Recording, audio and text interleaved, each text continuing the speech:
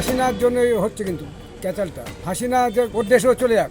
সারা দেশে ছাত্র জনতার গণঅভ্যুত্থানে ঐতিহাসিক পতন হয় শেখ হাসিনার। এরপর থেকে পার্শ্ববর্তী দেশ ভারতে আশ্রয় নিয়েছেন শেখ হাসিনা। এতদিন পর শেখ হাসিনাকে নিয়ে মুখ খুলতে শুরু করেছে ভারতীয় বাসিন্দারা। তারা বলছেন শেখ হাসিনাকে বাংলাদেশে পাঠিয়ে দেয়া হোক।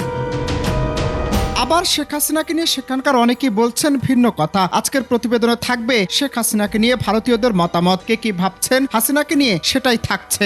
হাসিনার জন্যই হচ্ছে কিন্তু ক্যাচালটা। হাসিনা যে ওর দেশেও চলে যাক।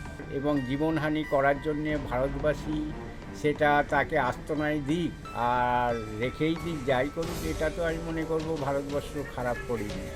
গেল কয়েক মাস ধরে বাংলাদেশ এবং ভারতের চলমান অস্থির পরিস্থিতিতে দুই দেশের ব্যবসা বাণিজ্য ছাড়াও স্থল বন্দরগুলিতে যাত্রী পারাপারের সংখ্যা 1/10% নেমে এসেছে। সংকটে দুই দেশের নাগরিক থেকে ব্যবসা বাণিজ্য সবকিছুর মূলে ক্ষমতাচ্যুত শেখ হাসিনা। ভারতীয় এক নাগরিক বলেন শেখ হাসিনা যেখান থেকে এসেছে সেখানে চলে যাক, ভারতে তার জায়গা নেই। কারণ সে তো আরেক দেশের প্রধানমন্ত্রী, তাকে তো এই দেশে রাখা তো ঠিক নাই।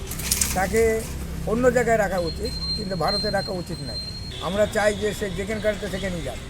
গত 5ই আগস্ট শেখ হাসিনা বাংলাদেশ ছাড়ার পর থেকে নানা বিশৃঙ্খলার খবর প্রকাশ্যে আসতে শুরু করে। এছাড়া নাগরিকদের অনেকে বলছেন শেখ হাসিনাকে ভারতে জায়গা দেবার ফলে ভারত বাংলাদেশের কূটনৈতিক সম্পর্কে চির ধরেছে। তারা বলছেন হাসিনাকে ভারতে জায়গা দিলেও পরবর্তীতে তাকে বাংলাদেশে পাঠিয়ে দেওয়া উচিত। আমার মনে হয় হাসিনাকে নিয়ে যখন এত কিছু, হাসিনাকে দেশে না রাখাই ভালো আমাদের ভারতবর্ষে। হাসিনার জন্যই হচ্ছে কিন্তু ক্যাচালটা। হাসিনা যে ওর দেশেও চলে যাক। আমরা ওকে গার্ড করতে যে আমাদের অশান্তি আমরা পোয়াবো না।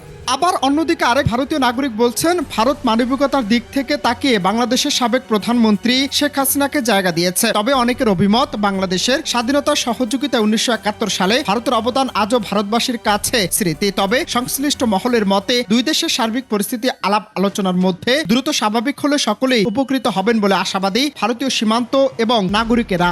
না, একজন প্রধানমন্ত্রী হিসেবে আর একটা দেশের সরকার প্রধানমন্ত্রী, একজন প্রধানমন্ত্রী সে বিপদে পড়েছে, পার্শ্ববর্তী রাষ্ট্রে গিয়ে তার নিরাপত্তা তাকে দিতেই হবে। এটা তো খারাপ না, কিছু এটা তো ভালো জিনিস।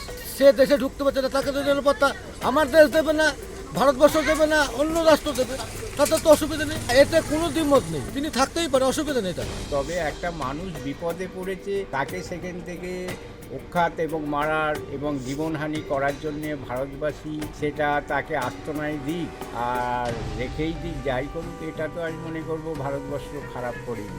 সেই সাথে কবে পরিস্থিতি স্বাভাবিক হয় সেদিকে তাকেই দুই দেশের সকল নাগরিকেরা। অনন্ত হাসান মাসুদ, বাংলা টিভি।